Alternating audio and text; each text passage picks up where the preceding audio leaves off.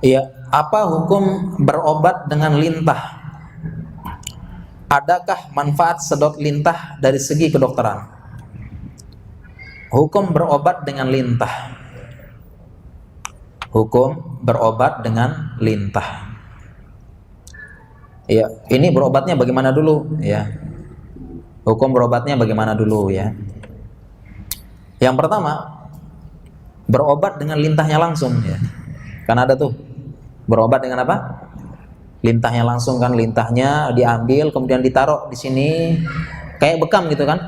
Taruh titik tertentu dia nyedot ya, setelah bengkak-bengkak dilepas. Karena yang disedot adalah darah kotor katanya. Ya, darah kotor. Nyedot lintah seperti itu ya, ditempel ya. Saya pernah lihat juga ya. Ditempel. Apakah hukumnya bagaimana? Hukumnya kalau seperti ini jawabannya boleh-boleh aja. Ingat sekali lagi masalah dunia, al-aslu fil asya al-ibahah, hukumnya boleh. Ini masalah dunia, masalah berobat, hukumnya boleh-boleh aja.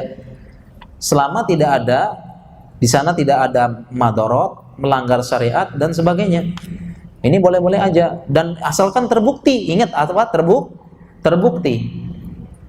Terbukti benar-benar. Karena memang ada ancamannya kalau berobat dengan asal-asal berobat, man tatabbaba falam yu'lam minhu qabla zalika falam yu'lam tibbun qabla zalika fahuwa domin. Ada hadisnya barang siapa man tatabbaba, barang siapa yang melakukan praktek kedokteran padahal walam yu'lam minhu qabla zalika tibbun, dia tidak mempelajari ilmu kedokteran sebelumnya, fahuwa domin, dia harus bertanggung jawab. Ini karena ada ancamannya, termasuk dosa besar. Tidak boleh praktek kedokteran tanpa belajar. Artinya cuma ikut pelatihan sekali dua kali buka praktek, tidak boleh. Belajar yang lama. Ya, sebagaimana mau buat bangunan tidak bisa. Ya, praktek sekali dua kali buat bangunan besar tidak bisa. Ya, praktek belajar yang lama.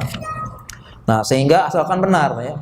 Kalau kita tanya hukum asalnya apa? Boleh. Ya, boleh. Bagaimana secara kedokteran? Kalau secara kedokteran, ini kita perlu melakukan penelitian ilmiah.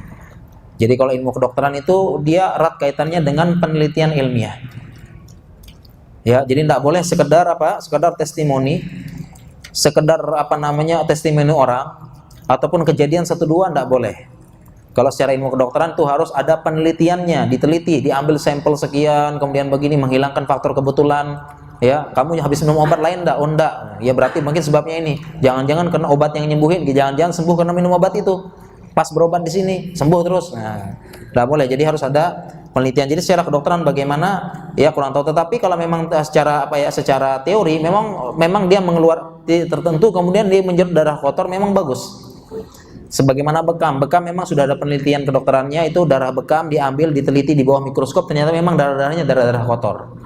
Darah-darah yang banyak mengandung zat-zat yang tidak diperlukan tubuh, itu sudah ada penelitiannya.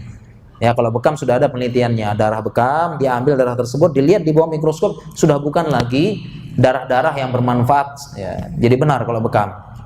Ya, memang darah kotor diambil. Nah, kalau mungkin lintah berganti bekam bisa juga. Ya, bisa juga. Ya, bisa juga. Atau mungkin karena disedot dengan lintah, itu kan darahnya disedot kan? Darahnya disedot. Ya, darahnya disedot sekian sama lintah, mau sehat maupun apa enggak, disedot ini pun ini sehat. Ini bikin sehat. Ya, karena mirip dengan ilmu kedokteran, kita transfusi, kita donor darah. Donor darah ini sehat, ada penelitiannya. Setahun 3 kali. Maksimal 3 bulan. Karena umurnya sel darah merah 120 hari, 3 bulan. Ini ada penelitiannya, penelitian valid. Ya, rutin donor darah sehat. Tapi ada syarat-syaratnya ya. Syarat-syaratnya ada. HB-nya sekian dan sekian. Ini jangan anemia donor darah terus. Jangan ya. Nah, sehingga ini berobat demikian. Ya, bagaimana berobat dengan lintah? Nah, sekarang kan lintah kan ada berobat langsung, kemudian ada minyak lintah gitu kan. Nah, minyak lintah kan. Minyak lintah juga. Nah, ini juga perlu kalau minyak lintah hukumnya bagaimana? Ini terkait dengan istilahnya lintah tersebut. Apakah dia termasuk ulama ikhtilaf banyak diantara hukum dari hasarot. Dan lintah ini termasuk hasarot. Hasarot adalah hewan-hewan yang kecil, melata yang kecil di muka bumi, dan lintah ini termasuk di sana. Ya, lintah termasuk hasarot.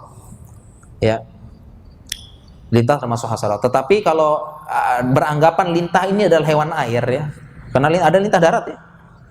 Lintah darat banyak kan yang suka nagih-nagih utang. Nah, itu lintah dan lintah darat. Tapi kalau hewan air semuanya, kalau lintahnya lintah air, ini lintah air ini kan halal. Maitatuhu apa namanya? Apa nama inal bahr apa namanya? Dia hilu apa namanya? Dia hilu maitatuhu.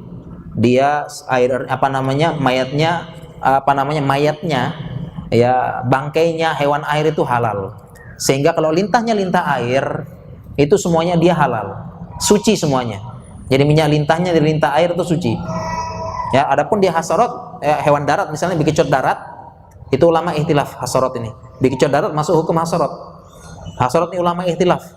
Ya, apakah dia halal apa enggak? Ya, tapi kalau air, lintah air ini semua sepakat ya, ini semuanya halal. Sehingga kalau lintahnya itu lintah air kemudian dia apa-apain pokoknya direbus dia apa keluar minyaknya. Nah, minyaknya ini pakai apa? Pakai oles lah, pakai apa dan sebagainya. Nah, ini halal berarti enggak najis maksudnya. Ini boleh, hukumnya boleh minyak lintah. Ya, oke.